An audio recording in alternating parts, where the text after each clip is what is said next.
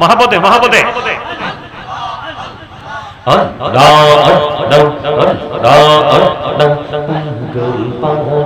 মনটা শুধু খুঁজে দিবানিশি কেমন করে বলবো গো দয়াল কেমন করে বলবো গো দয়াল তোমায় ভালোবাসি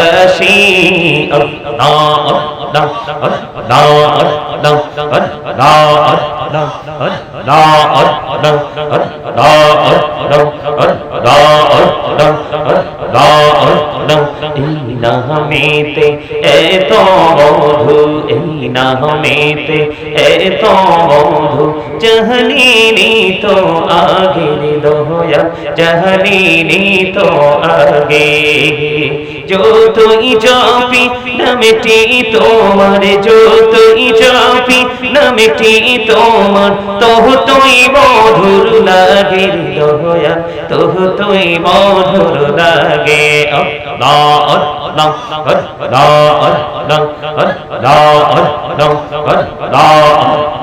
মাশাআল্লাহ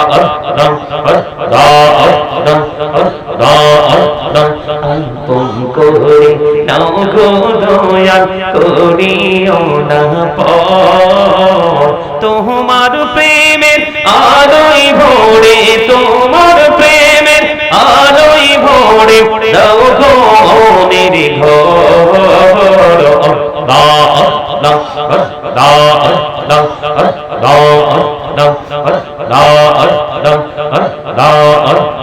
পাগল পাড়া মনটা শুধু খুঁজে দিবানিশি কেমন করে বলবো গো দয়াল তোমায় ভালোবাসি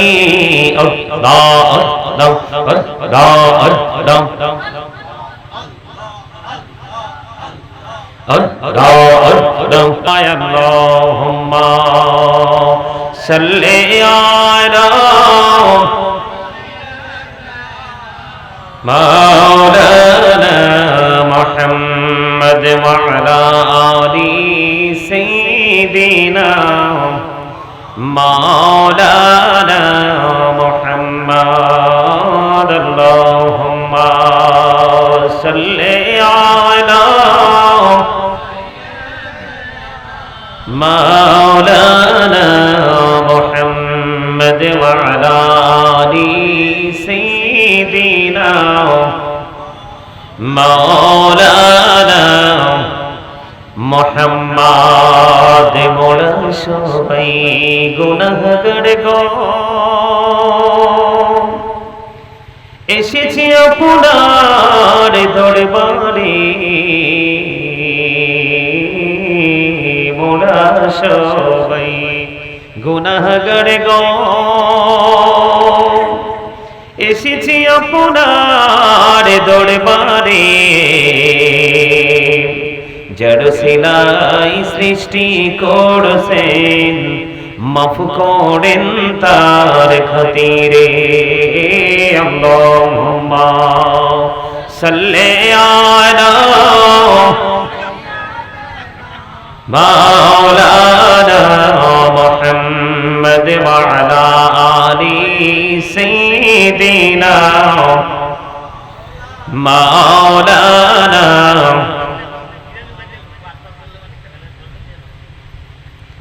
محمد নবী গো আপনার ভালোবাসায় জীবনের গুনাহ ঝরে যায় নবী গো আপনার ভালোবাসায় জান্নাত নসিব হয়ে যায় আল্লাহুম্মা সাল্লি আলা মাওলানা মুহাম্মদ ওয়া আলা আলি সাইয়্যিদিনা মহব্বতে মুহাম্মদ ওই ঝরে রাতের হাওয়া জোড়ে সোনার মদিনা এই মজলিসের সালাম খানি পৌঁছে দিও নবীজির পাক রওজায় আল্লাহুম্মা সাল্লি আলা মহাপতে মাওলানা মুহাম্মদ ওয়া আলা আলি সাইয়্যিদিনা মাওলানা মুহাম্মদ লা ইলাহা ইল্লাল্লাহ লা ইলাহা লা ইলাহা ইল্লাল্লাহ লা ইলাহা ইল্লাল্লাহ কত সুন্দরী মদিনা কেমনে যাব জানি না রে কত সুন্দর মদিনা কেমনে যাব জানি না রে দয়া করো দয়াল আল্লাহ দয়া করো দয়াল আল্লাহ নসিব করো মদিনা লা ইলাহা লা ইলাহা ইল্লাল্লাহ লা ইলাহা ইল্লাল্লাহ নামাজে রোজা ছাইরো না মা বাবাকে ভুইলো না হেরি নামাজে রোজা ছাইরো না মা বাবাকে ভুইলো না হেরি জান্নাতে বাসী হইতে চাইলে জান্নাতে বাসী হইতে চাইলে প্রাণ বলে করো সাধনা লা ইলাহা মহাপতে লা ইলাহা ইল্লাল্লাহ লা ইলাহা লা ইলাহা ইল্লাল্লাহ লা ইলাহা তুমি কহুরে বনহিলা সফিউল্লাহ তুমি কহুরে বনহিলা নজিউল্লাহ মোর নবীকে বনাইলা তুমি মোর নবীকে বনাইলা তুমি নূর মুহাম্মদ সাল্লাল্লাহ লা ইলাহা ইল্লাল্লাহ লা ইলাহা ইল্লাল্লাহ লা ইলাহা ইল্লাল্লাহ তুমি কহুরে বনহিলা করিমুল্লাহ তুমি কহুরে বনহিলা রূহুল্লাহ মোর নবীকে বনাইলা তুমি মোর নবীকে বনাইলা তুমি নূর মুহাম্মদ সাল্লাল্লাহ লা ইলাহা ইল্লাল্লাহ লা ইলাহা ইল্লাল্লাহ লা ইলাহা لا إله إلا الله محمد رسول الله صلى الله عليه وسلم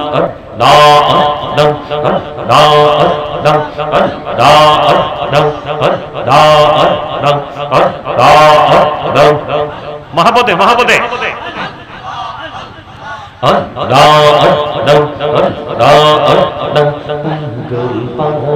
মনটা শুধু খুঁজে দিবানিসি কেমন করে বলবো গো দয়াল কেমন করে বলবো গো দয়াল তোমায় ভালোবাসি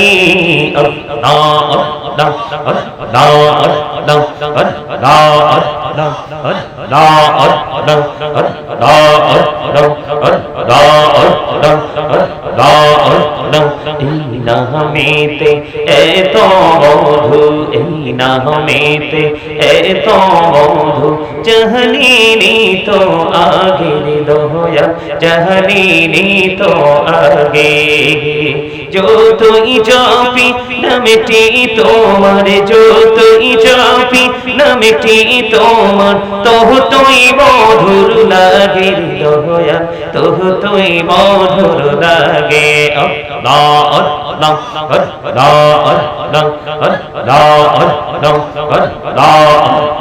মাশাআল্লাহ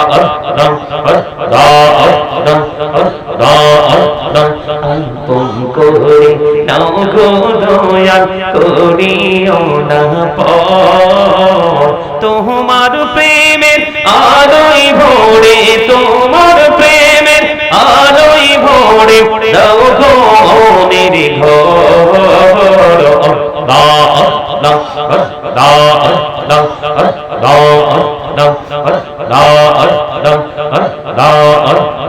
পাগল পাড়া মনটা শুধু খুঁজে দিবানিশি কেমন করে বলবো গো দয়াল তোমায় ভালোবাসি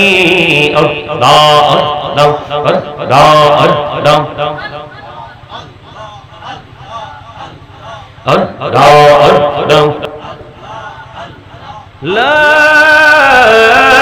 ইলাহা ইল্লাল্লাহ মুহাম্মাদুর রাসূলুল্লাহ সাল্লাল্লাহু আলাইহি ওয়াসাল্লাম। উপস্থিত সম্মানিত উলামায়ে কেরাম, আমন্ত্রিত অতিথিবৃন্দ, দাড়িপাকা আমার মুরব্বী বাবারা, যুবক ভাইয়েরা, পর্দার অন্তরালে রয়েছেন আমার মা ও বোনেরা, বিশেষ করে আজকে বড় পীর আব্দুল কাদের জিলানী রাহমাতুল্লাহ আলাইহির স্মরণে 13তম বার্ষিক কবর জিয়ারত ওয়াজ মাহফিলের আয়োজন করা হয়েছে। স্থান হলো বাসরা উত্তরপাড়া, দাউদকান্দি, কুমিল্লা। আপনারা যারা টাকা দিয়ে, পয়সা দিয়ে, অর্থ দিয়ে, বুদ্ধি দিয়ে, শ্রম দিয়ে, সার্বিক সহযোগিতার মাধ্যমে আজকের এই জান্নাতের বাগান সাজিয়েছেন, সকলের প্রতি আমার আন্তরিক সালাম। আসসালামু আলাইকুম ওয়া রাহমাতুল্লাহি ওয়া বারাকাতুহু। সম্মানিত উপস্থিতি, সবসময় মনে রাখবেন, ক্লাসে কিন্তু ভালো স্টুডেন্টের সংখ্যা খুব কম থাকে। ক্লাসে সবসময় ভালো স্টুডেন্টের সংখ্যা কি সবসময় কম থাকে, কথা বলেন। এবং পরীক্ষার পরে উত্তীর্ণ হয় অনেক স্টুডেন্ট, কিন্তু কাঙ্ক্ষিত রেজাল্ট কিন্তু 2-1 জন নিয়ে যায়, তাই তো? ঠিক তেমনি কাল হাসরের ময়দানে, কাল কিয়ামতের দিনে আপনার জান্নাতেও যাবে উপস্থিতি মুসলমানের, হিন্দু, খ্রিস্টান, বৌদ্ধ, ইহুদি, নাসারা, টোটাল মুসলমানের যে এগেনিস্ট পার্টি বলতে শত্রু বোঝায়। কে বোঝায়? শত্রু বোঝায়। এই শত্রু পার্টিগুলো ছাড়া যে বেঈমান কাফেরেরা আছে, ওদের সম্পর্কে আল্লাহ রাব্বুল আলামিন স্পষ্ট করে দলিল দিয়েছেন, ওয়াজ করেছেন। পবিত্র কালামে হাকিম থেকে প্রমাণিত, আল্লাহ বলেছেন উইদ্দাত লিল কাফিরিন, কাফেরদের জন্য আল্লাহ জাহান্নাম বানিয়েছে। কার জন্য? কথা বলেন। আপনারা এখানে যতজনই উপস্থিত হয়েছেন, আমার মন খারাপ হয় নাই। কেন মন খারাপ হয় না জানেন? দিন যত যাবে, আমাদের মতো আলেম বলেন, মুসল্লি বলেন, প্রত্যেকটা জায়গায় অবক্ষয় তৈরি হবে। সত্যিকারের মুসল্লির সংখ্যা, সত্যিকারের ইমাম আপনি খুঁজে পাবেন না এখন। কথা কি বুঝতে পারছেন? সত্যিকারের ইমাম আপনি খুঁজে পাবেন না, সত্যিকারের এলেমদার আলেম আপনি খুঁজে খুব কম পাবেন, সত্যিকারের ইমানদার মুমিন মুত্তাকি বান্দা বান্দি খুব কম পাবেন। এগুলো হচ্ছে কিয়ামতের আলামত। আপনি দেখেন, দিন যত যাচ্ছে, ইসলামের শিক্ষা থেকে মানুষ এত দূরে চলে যাচ্ছে। আপনি দেখেন, আজকে আপনাদের এলাকা দিয়ে আপনি খেয়াল করেন, আমাদেরকে আল্লাহ রাব্বুল আলামিন কি বলেছেন? আমরা যারা ইমানদার, আমাদেরকে আল্লাহ রাব্বুল আলামিন বলেছেন, আল্লাহ রাব্বুল আলামিন বলেছেন যে আমরা ইসলামের রঙে রঙিন হওয়ার জন্য। কিসের কথা বলেন না কেন? ইসলামের রঙে রঙিন হওয়ার জন্য, কারণ ইসলামটা হলো আল্লাহর মনোনীত ধর্ম। ইন্না দীনা ইনদাল্লাহিল ইসলাম। ইসলাম is not only a religion but also complete code of life. কেন বলেছে ইসলামের রঙে রঙিন হওয়ার জন্য? কারণ আপনার আমার পরিপূর্ণ এবং পূর্ণাঙ্গ জীবন ব্যবস্থা আছে ইসলামের মধ্যে, শুধুমাত্র ইসলামের মধ্যে। সুবহানাল্লাহ বলেন না কেন? আরো জোরে। এখানে কিন্তু আপনারা এখানে এসে বসার পরে আপনারা কিন্তু আপনাদের মন গড়া কোনো কাজ কর্ম, কথাবার্তা এবং থিংকিং, তার মানে চিন্তা পর্যন্ত আপনারা এখানে নিজেদের মন গড়া করতে পারবেন না। এই কারণে করতে পারবেন না, তার কারণ হলো এই যে জায়গাটা এই মুহূর্তে একদিকে যেমন জান্নাতের বাগান, আরেক দিকে হলো এটা একটা গুরুত্বপূর্ণ ক্লাস। এটা কি প্রফেশনালি, এটা একটা টিচিং প্রফেশন। আপনারা যদি মনে করেন যে এটা শুটিং স্পট, জাস্ট শুটিং করতে যাচ্ছি, গেলাম বসলাম, এইরকম মেন্টালিটি নিয়ে এখানে আসার চেয়ে বাড়িতে খাইয়ে দেয়া ঘুমানো অনেক বেটার, কারণ আপনার দেহে শান্তি পাবে। কারণ এখানে মার্কেটিংটা যেটা হবে এটা দেহের না, এখানে মার্কেটিংটা যেটা হবে এটা হলো আত্মার মার্কেটিং। আমি এই জায়গায় একটু পরে আসবো, আগে আমি আপনাদেরকে বলে দিতে চাই যে এটা একটা ক্লাস। ক্লাসে বসতে হলে টিচারদের কিছু কন্ডিশন থাকে, এগুলো স্টুডেন্টদেরকে মানতে হয়। যেই স্টুডেন্ট টিচারদের থেকে টিচিং নেবে এবং তাদের দেওয়া কন্ডিশনটাকে সারা আপন করে গ্রহণ করে নেবে, ওই স্টুডেন্টরাই কিন্তু দিন শেষে ভালো রেজাল্ট নিবে এবং ভালো রেজাল্ট নিয়ে যখন যেই কোনো জায়গায় দাঁড়াবে সে সেখান থেকে কাঙ্ক্ষিত নিয়ামত পাবে। তার মানে হলো এখানে আপনি জান্নাতের বাগানে বসেছেন, এটা কোনো শুটিং স্পট না। আর অন্য জায়গার মাহফিলের তুলনায় আপনাদের এই জায়গাটা একটু ব্যতিক্রম, কারণ পাশেই আছে গোরস্থান। পাশে কি গোরস্থান, এটা দেখলেই কিন্তু মৃত্যুকে স্মরণ করিয়ে দেয়। আপনাদেরকে আমাদেরকে মনে রাখতে হবে, অল মেন উইল ডাই, সকল মানুষকেই মরতে হবে। সবাই জানি কুল্লু নাফসি যায়কাতুল মউত, যার প্রাণ আছে তাকে মৃত্যুর স্বাদ গ্রহণ করতেই হবে, মাস্ট বি। আপনি কিন্তু যখন মৃত্যুর সময় আসবে কোনো এক্সকিউজ আপনি দাঁড় করাতে পারবেন না। Just time, no complain and no argument. আপনি কোন ধরনের কোন তর্ক বিতর্ক, কোন ধরনের এক্সকিউজ কিন্তু তখন কি করা যাবে না, গ্রহণ করা হবে না। এইজন্য আমি আপনাদেরকে বলে দিতে চাই, আমি এখানে শুটিং করতে আসিনি এবং শুটিং আপনাদেরকে শিখাতেও আসিনি। আমি এসেছি আপনাদেরকে এখানে টিচিং দেওয়ার জন্য। আপনারা আমাকে ভালোবেসে অনেক মহব্বত করে খুঁজে বের করে আপনারা আজকে আমাকে এখানে আসতে বাধ্য করেছেন, আল্লাহ রহমত করেছে আমি এসেছি।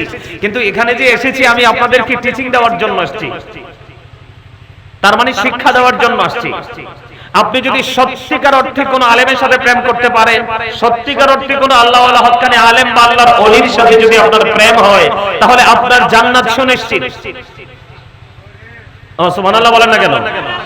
এই মাহফিল তো 13তম, কততম? 12টা চলে গেছে, তার মানে এক যুগ চলে গেছে। তো এই যে 12টা মাহফিল করছেন আপনারা, মিনিমাম 1 লক্ষ করে ধরলেও কিন্তু 1 লক্ষে তো হবে না। 1 লক্ষ করে ধরলেও 12 লাখ টাকা চলে গেছে। মিনিমাম 2 থেকে 3 লক্ষ টাকা লাগবে এরকম একটা মাহফিল করাতে। প্লাস হবে, মাইনাস হবে না। কথা বুঝতে পেরেছেন? তো যদি 2 করে ধরেন, 12টা প্রোগ্রামে 24 লক্ষ টাকা আপনারা খরচ করছেন। এই 24 লক্ষ টাকা যে খরচ করছেন, কোন পারপাসে খরচ করছেন? দিনকে উজ্জীবিত করার জন্য, দিন থেকে যারা পিছিয়ে যাচ্ছে তাদেরকে দিনের দিকে ধাবিত করার জন্য, যে মানুষগুলো আমল থেকে দূরে চলে যাচ্ছে তাদেরকে আমলের দিকে ঝোঁকানোর জন্য। কিন্তু এই 12 বছর মাহফিল হলো ঠিকই, কিন্তু প্রতিযোগিতা এখনো আপনাদের মধ্যে তৈরি হলো না। তাহলে এই রকম মাহফিল দিয়ে কোনো ফায়দা হবে না। হবে? কথা বলেন, হবে? হবে না। আমি আস্তে আস্তে করে স্টেপ বাই স্টেপ কথাগুলো বলবো। তবে আমার যে মূল কথাটা আমি সেটা আগে আপনাদেরকে বলে দেই। আমার পক্ষ থেকে ফার্স্ট কন্ডিশন, প্রথম শর্ত হলো স্টপ ইওর মাউথ এভরিবডি, সকলের জবানকে বন্ধ রাখতে হবে। আমার পক্ষ থেকে সেকেন্ড কন্ডিশন হলো you listening my lecture very attentively, আমার কথা সবাইকে মন দিয়ে শুনতে হবে। আপনি যদি বলেন third condition, I say don't acceptable, আমি বলবো I say go to your seat out of sight. আপনি এই জান্নাতের বাগান ছেড়ে আপনার বাড়ি চলে যাবেন, কারণ এখানে অমনোযোগী মানুষ বসতে পারবে, আসতে পারবে, কিন্তু এখান থেকে সে কোনো ধরনের কোনো বেনিফিশিয়ারি হতে পারবে না। তার কারণ হলো প্রত্যেকটা মানুষের আসল সত্তা হলো তার আত্মা, দেহ নয়। প্রত্যেকটা মানুষের আসল সত্তা কি? কথা বলেন, জোরে বলেন। আপনি কি মনে করছেন আল্লাহ কি আপনাকে ভোট খাওয়ার জন্য, বাদাম খাওয়ার জন্য, চা দোকানে বসে বসে মানুষের বদনাম করার জন্য, বিশেষ করে ইয়াং যে জেনারেশন আছে 5 জন 10 জন 7 জন একত্রিত হয়ে অপ্রাসঙ্গিক অগ্রহণযোগ্য ভাবে বক্তব্য দেওয়ার জন্য আল্লাহ পৃথিবীতে পাঠাইছে, জবান দিয়েছে? নো। আল্লাহ রাব্বুল আলামিন আপনাকে আমাকে জবান দিয়েছে কেন জানেন? আল্লাহ রাব্বুল আলামিন জবান দিয়েছে এই জন্য, আল্লাহ বলেছেন remember me then I will remember you. কথা কি বোঝেন? আমার কথা স্পষ্ট? আমরা সবাই শুনতে পান? কথা বলেন না কেন? কথা বলতে পারেন না? এই জায়গাতে যখন আমি বলবো কথা বলতে হবে, আপনার সামনে আল্লাহ আল্লাহ রাসূলকে নিয়ে কথা হবে, কিন্তু আপনি জবান বন্ধ করে রাখবেন। আপনি হলেন শ্রেষ্ঠ কৃপণ। আল্লাহ কৃপণকে পছন্দ করে না, অহংকারীকে পছন্দ করে না। আপনি যদি কথা না বলেন, তাহলে আমি মনে করব হয় আপনি কৃপণ, আর যদি বলেন যে না হুজুর আমি তো কৃপণ না, তাহলে আমি মনে করব আপনি অহংকারী, প্রাউড ফিল করতেছেন। আপনার আমার প্রাউড ফিল করার, অহংকার করার কোনো কিছুই নেই, কারণ আমি এখানে এসেছি, যেতে পারবো কিনা জানি না, যা খেয়ে এসেছি বাড়ি গিয়ে আর খেতে পারবো কিনা জানি না, এখানে সুস্থ আছি, একটু পরে আমি সুস্থ থাকবো কিনা জানি না, আজকে রাতে আমি বেঁচে আছি, আগামী রাত পর্যন্ত বেঁচে থাকবো কিনা জানি না, এইরকম অসংখ্য তথ্য আপনার আমার কাছে অজানা। এত কিছু অজানা থাকার পরে তো আপনি আমি প্রাউড ফিল করতে পারি না, অহংকার করতে পারি না। এই জন্য আমি বলি আল্লাহ ডাজন্ট লাইক দ্য প্রাউড, আল্লাহ অহংকারীকে পছন্দ করে না। এই কারণে অহংকার হলো আল্লাহর কুদরতি গায়ের চাদর, এই চাদর ধরে যে টান দিবে তার ঠিকানা হলো জাহান্নাম। নাউজুবিল্লাহ বলেন, আরো জোরে, আরো জোরে। তো যেটা বলতে চেয়েছি, আপনাকে আমাকে আল্লাহ জবান দিয়েছে বুট বাদাম কুরমা পোলাও কথা বলার জন্য নয়, আল্লাহ আপনাকে আমাকে জবান দিয়েছে আল্লাহর জিকির করার জন্য। আল্লাহ বলেছেন remember me then I will remember you. Allah বলেছেন ফাযকুরুনি আযকুরুকুম, তোমরা আমাকে স্মরণ করো আমি তোমাদেরকে স্মরণ করব। রিমেম্বার মি, স্মরণ হলো বাংলা শব্দ, আরবিতে বলা হয় জিকির, ইংলিশে এটাকে বলা হয় রিমেম্বার। আল্লাহ বলেছেন remember me then I will remember you, তোমরা আমাকে স্মরণ করো আমি তোমাদেরকে স্মরণ করব। আজকের এই বাংলাদেশের মানুষ, আপনার এই বাসরা গ্রামের মানুষের খোঁজ নিয়ে দেখেন, আপনার এই বাসরা গ্রামের মানুষ ম্যাক্সিমামই তারা পেরেশানির মধ্যে আছে। এই পেরেশানির মধ্যে থাকার বড় কারণ হলো আল্লাহ আপনাকে কন্ডিশন দিয়েছে, তুমি আমাকে স্মরণ করো তারপর আমি তোমাদেরকে স্মরণ করব, তোমরা আমাকে স্মরণ করো তারপর আমি তোমাদেরকে স্মরণ করব। আমরা কিন্তু খাচ্ছি, দাচ্ছি, পড়ছি, আনন্দ উৎসব করছি, কিন্তু মালিক যে কন্ডিশন দিয়েছে, শর্ত দিয়েছে, আমি সেই শর্ত মানছি না। অথচ আপনার আমার কাছে আমার বেঁচে থাকার কোনো কিছুই নেই, পুরোটাই ডিপেন্ড করে আল্লাহর উপরে। কথা বলেন না কেন, আরো জোরে। তা আপনি এই জন্য বললাম, আপনার এত কিছু অজানা থাকার পরে আপনি প্রাউড ফিল করেন কিভাবে? আপনি কি করতেছেন? আপনার অনেক ধন সম্পদ আছে এটা মনে করছেন? হ্যাঁ, অনেক সম্পদ আছে এটা মনে করছেন? এই সূরা আলে ইমরান 185 নম্বর আয়াতের শেষ অংশে আল্লাহ বলেছেন ওয়াল হায়াতুদ দুনিয়া ইল্লা মাতাউল গুরুর, এই দুনিয়ার হায়াত, এই দুনিয়ার জিন্দেগি একটা ছলনাময় ভোগ, একটা ধোঁকা ছাড়া কিছুই না। কেন? কারণ এই পৃথিবীতে আপনার পূর্বপুরুষ, আমার পূর্বপুরুষ সবাই চলে গেছে, যাওয়ার সময় কি কিছু নিয়েছিল? আপনার বাড়ি থেকে বউর গয়নাগুলো নিয়েছিল? মোবাইল নিয়েছিল? কোনো কিছু নিতে পারছে? সেখানকার বাদশা যখন ইন্তেকাল করেছিলেন, ওনার রাজ্যে ওনার এই হাত, সৈন্য এই হাত উঠিয়ে সারা রাজ্যে ওনাকে ঘোরানো হয়েছিল। যারা স্টুপিড, বোকা, এরা বলছিল দেখো মরার পরে হাত পেতেছে দৌলতের জন্য। আর যারা very experience and very intelligent যারা ছিলেন, যারা বুদ্ধিমান ছিলেন, তারা বলেছিল নো, আমাদের বাদশা আজকে যাওয়ার সময় খালি হাতে চলে যাচ্ছে, এটাই তিনি দেখিয়ে গেলেন। আওয়াজ তুলে করো আল্লাহু আকবার।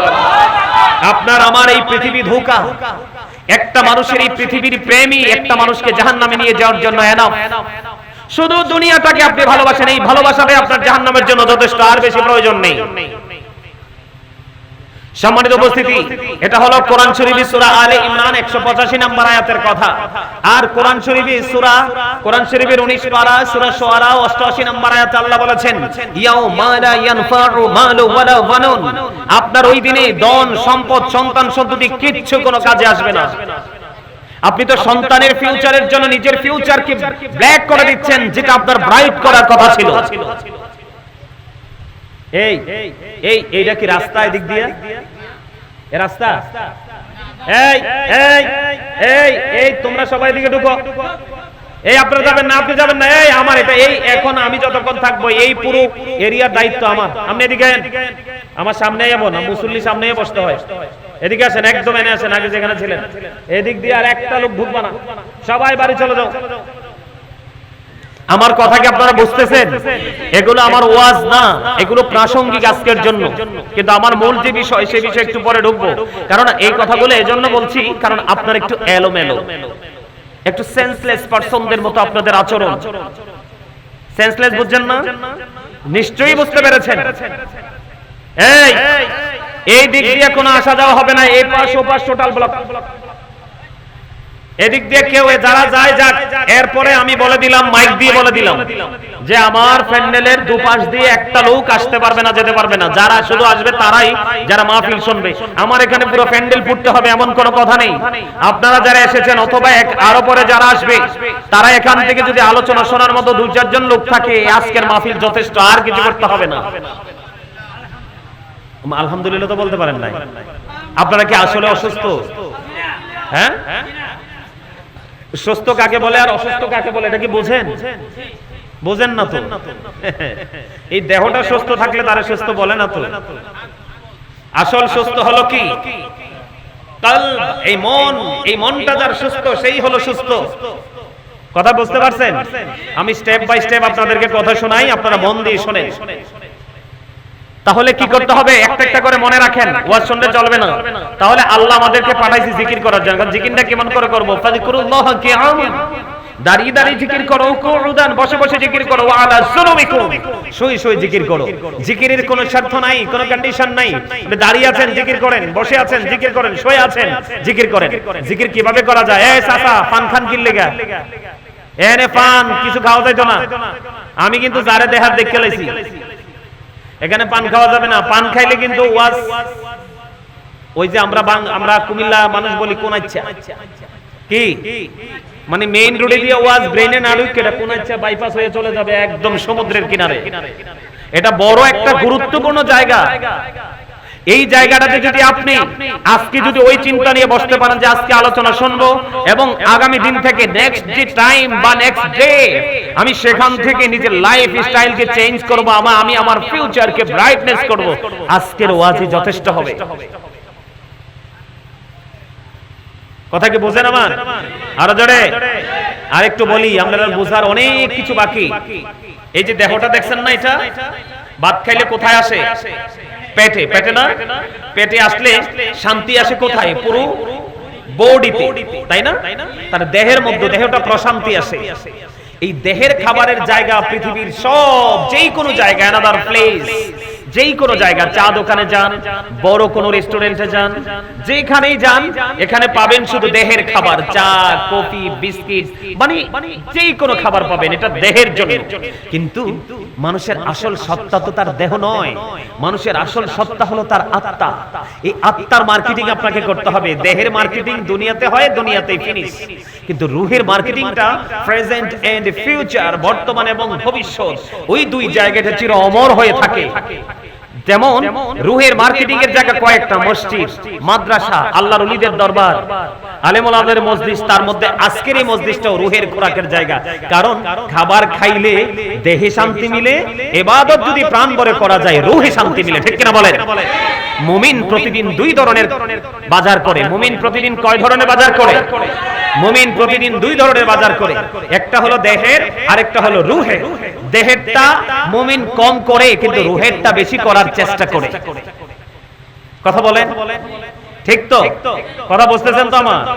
সম্মানিত উপস্থিতি, এখন আসেন এই যে জিকির করব, আমরা জিকিরটা কেমন করে করব? আল্লাহর হাবিব বলেছেন জিকিরটা জবান দিয়েও করা যায়, অন্তর থেকেও করা যায়। হাদিস শরীফের মধ্যে এসেছে, রাসূল বলেছেন জিকির দুই ভাবে করা যায়, জবান দিয়েও করা যায়, আবার অন্তর দিয়েও করা যায়। তবে জবান এবং অন্তর দুটো মিলিয়ে যে জিকির করা হয়, ওই জিকিরটা হয় ভেরি বিউটিফুল, বেশি সুন্দর। সুবহানাল্লাহ বলেন। এখন এই যে সুবহানাল্লাহ বলছেন, এটা কিন্তু জিকির। আলহামদুলিল্লাহ বলেছেন, এটাও জিকির। আল্লাহু আকবার বলেছেন, ওটাও জিকির। লা ইলাহা ইল্লাল্লাহ বলেছেন, এটাও জিকির। কাউকে ভালো কাজের জন্য ডেকেছেন, এটাও জিকির। কেউ আবার খারাপ কাজ করতে দেখে তাকে থামিয়ে দেওয়ার চেষ্টা করছেন, ওটাও জিকির। নামাজে দাঁড়িয়েছেন, ওটাও জিকির। এটা হলো জিকিরের জলসা। আপনি হজ করতে গিয়েছেন, ওটাও জিকির। ওটা হলো জিকিরের জুলুস, কারণ ওটা বিভিন্ন জায়গা পরিদর্শন করে নির্দিষ্ট সময়ে নির্দিষ্ট স্থান জিয়ারতের মাধ্যমে হজ করা হয়, ওটাও জিকিরের জুলুস। তাহলে আজকে যে আমরা এখানে এসেছি, এটাও কি জিকিরের জলসা? ঠিক কিনা বলেন? আরো জোরে কথা বলতে হবে তো সবাইকে, সবাইকে কথা বলতে হবে। আল্লাহ বলেছেন এই জন্য আমরা সুখ নাই। খাবার কিন্তু অনেক খাবার সামনে, খেতে পারছি না, ডায়াবেটিস আছে না? আর জোরে বলেন না। আরো অজানা অনেক রোগী ভুগছে, যেটা শহরে থাকার কথা এটা এখন গ্রামেও বিচরণ করছে। কেন জানেন? কারণ মানুষ তার নীতি এবং নৈতিকতা থেকে অনেক দূরে চলে গেছে। এই জন্য নতুন নতুন রোগ। আল্লাহর হাবিব বলেছেন পৃথিবীতে এমন এমন রোগ মানুষকে আক্রমণ করবে, গ্রাস করে ফেলবে, যেই রোগের খবর তোমরা তোমাদের পূর্বপুরুষরাও কোনোদিন শুনে নাই। নাউজুবিল্লাহ বলেন না কেন? আজকে কিন্তু অলরেডি সেটা হয়ে গেছে, নতুন নতুন খালি আসতেছে। আসতেছে না? আর যারা বলেন আসতেছে না? এই যে আমাদের দেশে নতুন এক রোগ বেরিয়েছে হাম, অসংখ্য শিশু কিন্তু অলরেডি মারা গেছে। কথা বলেন আছে না নাই? আমার দিকে তাকান। আল্লাহ মানুষের উপর অত্যাচার করে না, আল্লাহ বান্দার উপর অত্যাচার করে না, বান্দা নিজেই নিজের উপর অত্যাচার করে। এই আলোচনাটা আমি পরে করব, অনেক পরে করব, আমার আলোচনার শেষের দিকে একবার এই টপিকটা নিয়ে আলোচনা করব। কথা কি বুঝতে পারছেন? জিকির নিয়ে বলতেছিলাম, তোমরা জিকির এমন ভাবে করো মানুষ দেখলে যেন তোমাদেরকে পাগল বলে। সুবহানাল্লাহ বলেন। আল্লাহর হাবিব আরো বলেছেন, এই যে দেখেন আমি আপনাদেরকে একটা সহজ একটা एग्जांपल দেই। ধরেন এই যে মাইক্রোফোন, এটার মধ্যে ময়লা আছে, কি আছে? ময়লা আছে। আমি একটু টিস্যু নিলাম এই ময়লাটা পরিষ্কার করার জন্য। এই মুহূর্তে মাইক্রোফোনের ময়লা পরিষ্কার করার উপকরণ কি? টিস্যু। এই টিস্যুটা এখানে মেসেজ দেওয়ার কারণে যেমন ময়লাটা টিস্যুর মধ্যে চলে আসছে, আমি এটাকে নিচে ফেলে দিলাম, ময়লাতে চলে গেল। ঠিক তেমনি ভাবে মানুষের মনের ঘরে যখন নোংরামি বা ময়লা তৈরি হয়, পাপ অপরাধ তৈরি হয়, তুমি যত বেশি জিকির করবে এই জিকির তেমনি তোমার মন থেকে সকল ময়লাগুলো দূর করে দিবে। তাহলে জিকির করার দরকার আছে না? আছে।